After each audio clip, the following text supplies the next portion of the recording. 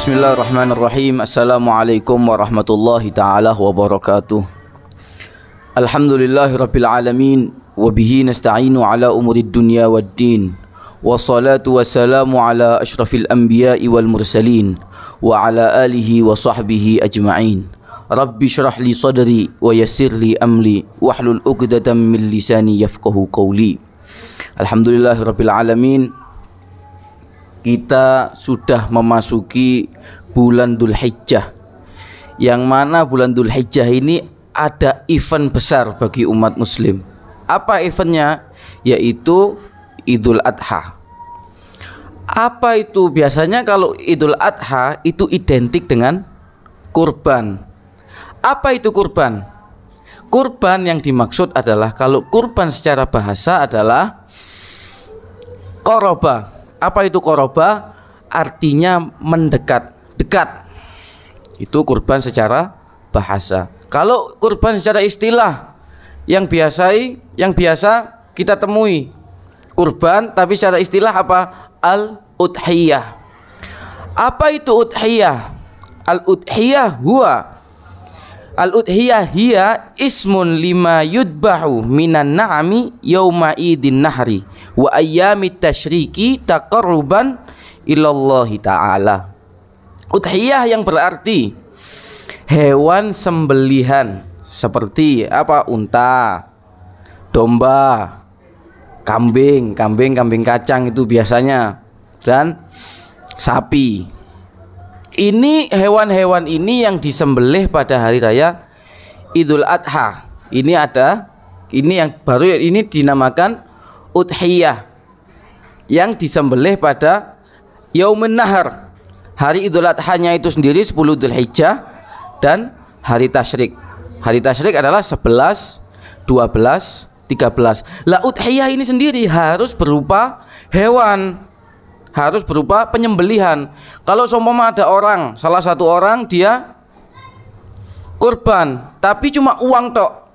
Seumpama saya ngasih orang uang 3 juta seperti harga kambing, tapi tidak saya rupakan hewan, tak buat menyembelih. Lah ini masih belum bisa dikatakan udhiyah. Udhiyah harus ada, rupa hewannya harus ada, dan rupa penyembelihannya juga harus ada. Sudah ya, ini sudah bisa dipahami ya definisi kurban. Sudah. Setelah itu kita masuk yang kedua, keutamaan kurban. Dalam hadis Rasulullah sallallahu alaihi wasallam, ma'amila ibn Adam yauman nahri min amalin ahabba ilallahi ta'ala min iraqatid dam. Innaha la ta'ti yaumal qiyamati bikuruniha wa atlafiha wa anna dama la yaqa aminallah bimakan qabla ayyaqa aminal ardi fatibu biha nafsan. Yang artinya, tidak ada amal manusia pada hari raya yang membuat Allah senang, yang membuat Allah cinta, melebihi mengalirkan darah hewan. Sungguh kelak hewan-hewan yang disembelih itu datang di hari kiamat dengan tanduk dan kukunya. Loh, kenapa kok tanduk dan kukunya? Iya, karena tanduk dan kuku tidak bisa dimakan. Kalau daging dimakan, terus habis itu tulang masih bisa dibuat kaldu, pokoknya masih bisa dimakan. Kenapa kok ini di sini tanduk dan kukunya? Ya karena yang akan jadi saksi nanti tanduk sama kukunya ini, karena tidak dimakan. Dan sungguh darah tersebut akan sampai kepada Allah Subhanahu wa ta'ala sebelum darah tersebut jatuh ke bumi. Maka bersihkanlah jiwa kalian karenanya. Nah, ini juga, jadi kita sangat dianjurkan untuk berkurban, karena di bulan itu, di bulan Dzulhijjah 10, 11, 12, 13 tidak ada yang lebih dicintai oleh Allah kecuali melebihi dari mengalirkan darah hewan. Dan ada hadis juga yang lainnya, keutamaan orang-orang yang mampu untuk berkurban. Man wajada wus'atan walam yudhi fala yakrubanna musallana. Dan barang siapa yang mendapat kelapangan rezeki, dia punya kelapangan rezeki, dia mampu, tapi dia tidak mau berkurban, maka jangan pernah mendekati tempat sholat kami. Ini ancaman sebenarnya. Hadis ini ancaman buat orang-orang yang mampu tapi dia ndak mau berkurban. Jadi orang-orang yang mampu kalau bisa berkurban, sisihkan. Berapa sih biasanya? Kambing harganya 3 juta. Ya enggak apa-apa, 3 juta keluarkan setiap tahun. Mampu kan berapa sih? Cuma 3 juta. Paham ya? Jadi ini harus betul-betul diperhatikan karena ini cuma setahun sekali. Bisa dipahami ya? Ya. Yang selanjutnya kita memasuki hukum-hukum kurban. Hukum kurban pada dasarnya adalah sunnah muakkadah. Ini hukum aslinya kurban. Sunnah muakkadah itu setiap pribadi orang tersebut disunahkan. Sunnah untuk perorangan. Ini hukum dasarnya. Hukum kurban ini sunnah muakkadah. Dan ada juga hukum kurban sunnah alal kifayah. Yang dimaksud alal kifayah di sini, jika salah satu orang dalam keluarga, satu kakak berkurban, maka anggota keluarga yang lain mendapat pahala kesunahan juga. Ya, yang dimaksud di sini apa? Seumpama ada satu keluarga, ada ayah, ibu, terus ada anaknya 2. Kalau seumpama si ayah tadi berkurban, maka istri dan anak-anaknya dapat pahala berkurban. Ini kalau sunnah alal kifayah. Kalau sunnah muakkadah semua disunahkan. Ayahnya disunahkan, ibunya juga disunahkan, dan kedua anaknya juga sangat disunahkan untuk berkurban. Tapi kalau seumpama yang mampu cuma 1, jadi masuknya sunnah alal kifayah. Jadi kalau seumpama si ayah tadi berkurban, istri dan anak-anaknya dapat pahala berkurban juga. Lanjutnya hukum kurban yang ketiga. Hukum kurban yang ketiga menjadi wajib. Hukum kurban juga bisa jadi wajib jika ada nazar dari orang yang mau berkurban. Semisal seseorang berkata, saya tahun ini nazar berkurban. Lah, ini sudah masuk kurban wajib, kurban nazar. Jadi bukan sunnah muakkadah, sunnah alal kifayah lagi. Kalau dia sudah mengucapkan kata-kata nazar, dia wajib untuk berkurban. Terus juga kita banyak temui, kadang ada orang bawa kambingnya, ini hewan kurbanku. Nah, ini hati-hati. Ini juga bisa masuk, ini sudah masuk kurban wajib, masuk kurban nazar. Gimana seumpama kalau tetap biar bisa jadi kurban sunnah, ya dikhelah. Caranya ini adalah hewan kurban sunnahku, tetap masuknya sunnah. Kalau seumpama ini hewan kurbanku, ini nazar, masuknya wajib.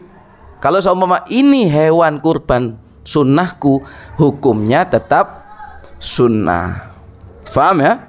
Jika ya itu tadi kurban ada 3 ya hukumnya kurban, ada sunnah alal kifayah, sunnah muakkadah, dan menjadi wajib.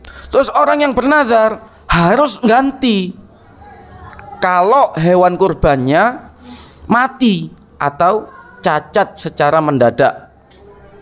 Cara tiba-tiba seumpama dia sudah nazar kurban tapi hewan ini mati, dia wajib mengganti. Tetap wajib. Kalau sunnah gimana? Ya nggak apa-apa. Kalau cuma mampu beli kambing 1 tapi dia kurbannya kurban sunnah, mati, oh ya wis nggak apa-apa.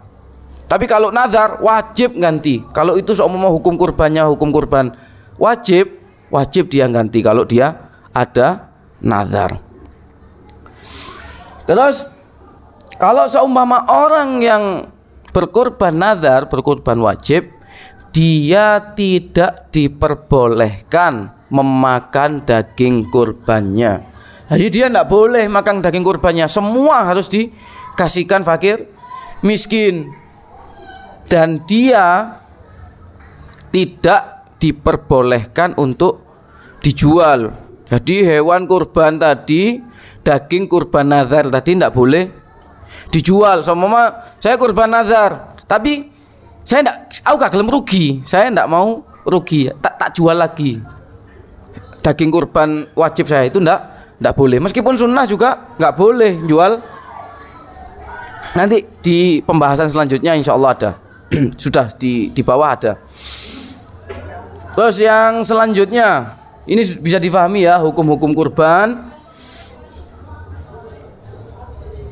Terus kita memasuki bab yang selanjutnya, syarat-syarat untuk berkurban. Jadi syaratnya orang berkurban, yang pertama harus muslim atau muslimah. Kalau laki-laki muslim, kalau perempuan muslimah. Kalau seumpama ada orang kafir kurban, sah kurbannya? Ndak sah, karena syaratnya kurban harus orang muslim atau muslimah. Yang kedua, baligh, mukallaf, baligh sama akil. Kalau seumpama ada anak kecil, dia ingin dikorbankan, dia ingin, orang tuanya kepingin, tapi anak ini belum baligh, orang tuanya ingin kurban atas nama si anak. Gimana hukumnya? Hukumnya boleh, tapi si anak tidak memenuhi syarat kurban. Syarat kurban harus baligh, berakal, mukallaf. Paham ya? Jadi kalau seumpama orang tuanya ingin mengkorbankan atas nama si anak, hukumnya boleh, sah kalau seumpama si ayah mengorbankan untuk nama si anak. Yang ketiga, syarat orang berkurban berakal. Dia harus berakal. Jadi orang gila, gimana hukum kurbannya orang gila? Nggak sah, karena nggak memenuhi syaratnya berkurban. Tapi seumpama, contoh, ada satu orang gila, saya berkurban atas nama orang gila tadi, sah kurbannya? Sah saja. Tapi dia enggak. Tapi saya mengatasnamakan kambing ini atas nama si gila tadi, boleh, sah, tetap kurbannya tetap sah. Yang keempat, merdeka. Insya Allah zaman sekarang sudah tidak ada ya, perbudakan sudah tidak ada. Tapi tetap ini kita bahas syaratnya berkurban, merdeka. Maka tidak disyaratkan untuk budak berkurban. Tapi kalau seumpama majikannya ingin mengkorbankan atas nama si budak, hukum kurbannya tetap sah, boleh, karena hukum karena merdeka karena budak ini insya Allah di zaman ini sudah tidak ada. Jadi tidak ada, nggak boleh ada tuan, ada majikan sama pembantu, nggak boleh. Pembantu itu dia bukan budak, dia digaji, itu bukan termasuk budak. Insya Allah zaman sekarang sudah tidak ada. Syarat yang kelima untuk berkurban, rasyid. Apa itu rasyid? Bukan orang yang mahjur alaih. Apa itu mahjur alaih? Orang yang memang dilarang oleh pemerintah untuk melakukan transaksi karena dia karena dia tidak mampu untuk bertransaksi. Maaf, contoh seperti idiot. Ini idiot kan dia tidak bisa bertransaksi. Itu tidak memenuhi syarat untuk berkurban. Jadi bagi orang muslim atau keluarga yang mampu, dia muslim, baligh, akil, dia bukan orang yang mahjur alaih, dia sangat dianjurkan untuk berkurban. Seumpama dia mampu tapi tidak melakukan kurban, menurut jumhur ulama dia tidak mendapatkan keutamaan pahala sunnah kurban. Bahkan kata Rasulullah apa? Fala yakrubanna musallana, jangan dekat-dekat tempat sholat kami. Paham ya? Jadi kalau seumpama mampu punya lebih, harta lebih, disedekahkan untuk berkurban, disunnahkan untuk berkurban. Hewan-hewan yang diperbolehkan untuk berkurban, baik jantan maupun betina. Ini biasanya banyak salah paham di masyarakat ya. Kalau kurban betina tidak boleh, tetap boleh meskipun kambingnya kambing betina, seumpama betina boleh, tetap boleh. Jantan maupun laki-laki sama saja. Pejantan maupun betina sama saja, boleh dibuat berkurban. Apa itu? Yang pertama, domba. Yang kedua, kambing. Yang ketiga, sapi. Yang keempat, onta. Apa syarat-syaratnya? Kalau domba berumur 1 tahun, jalan 2 tahun. Tapi kalau seumpama si domba tadi belum memasuki umur 1 tahun, tapi dia sudah poel atau tanggal giginya, dia diperbolehkan untuk dibuat kurban. Jadi itu kalau domba, itu kalau tanggal giginya cuma buat domba. Kalau kambing, kambing kacang, kambing biasanya itu apa? Biasanya kambing Jawa itu umurnya harus berumur 2 tahun, paling enggak sudah 2 tahun, jalan ke 3 tahun. Ini kalau kambing Jawa. Kalau domba beda antara domba sama kambing kacang. Yang ketiga, sapi. Apa syaratnya sapi? Harus berumur 2 tahun. Jadi umurnya si sapi 2 tahun atau lebih dari 2 tahun. Lebih 2 tahun jalan ke tahun ketiga. Yang keempat, unta. Unta boleh dikurbankan setelah berumur 5 tahun. Boleh dibuat kurban unta setelah umur 5 tahun, jalan 6 tahun. Kalau sama belum 5 tahun tidak boleh dibuat kurban. Sama domba, kambing, sapi, unta. Kalau sapi belum berumur 2 tahun enggak boleh dibuat kurban. Unta juga gitu, belum umur 5 tahun dibuat kurban enggak boleh. Jadi kalau unta 5 tahun, jalan tahun ke-6.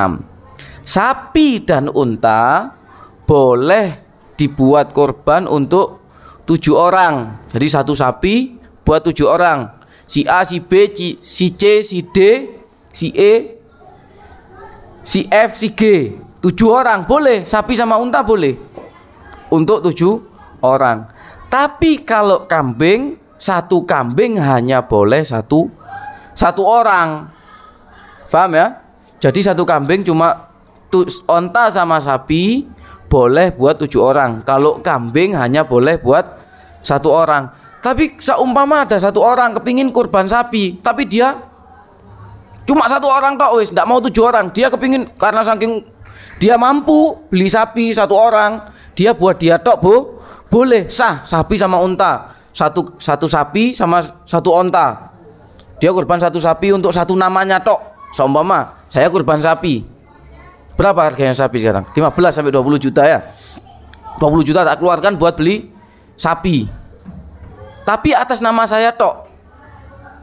Gimana hukumnya? Sah-sah saja. Sapi sama unta meskipun dia boleh untuk 7 orang, tapi kalau kalau seumpama buat 1 orang tok boleh. Tapi kalau kambing nggak boleh buat 7 orang, nggak boleh. 1 kambing harus satu orang.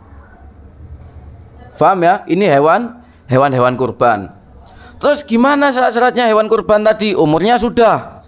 Yang sekarang yang kita bahas, hewan yang tidak diperbolehkan untuk dibuat berkurban.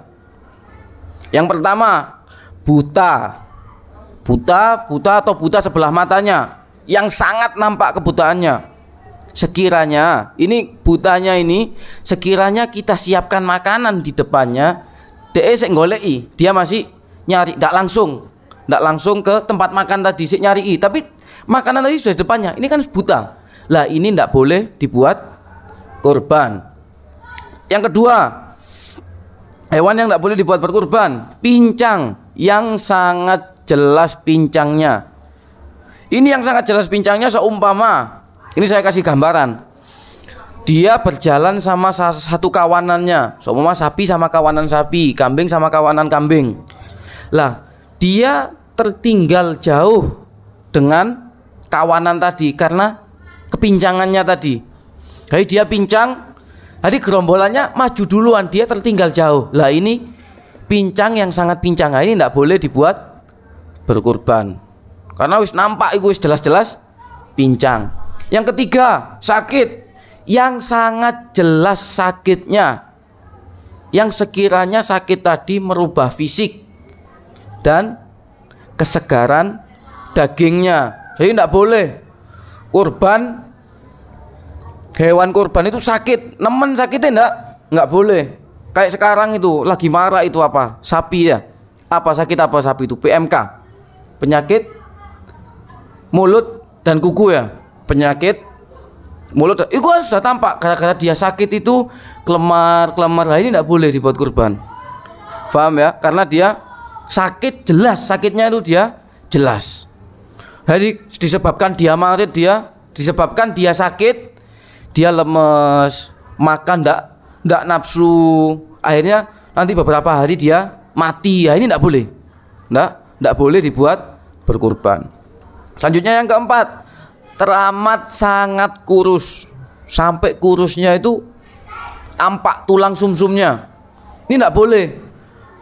Jadi hewan yang sangat kurus tidak boleh dibuat kurban. Kalau sama hewan yang kurus ini boleh dibuat kurban, terus orang mau dikasih makan apa?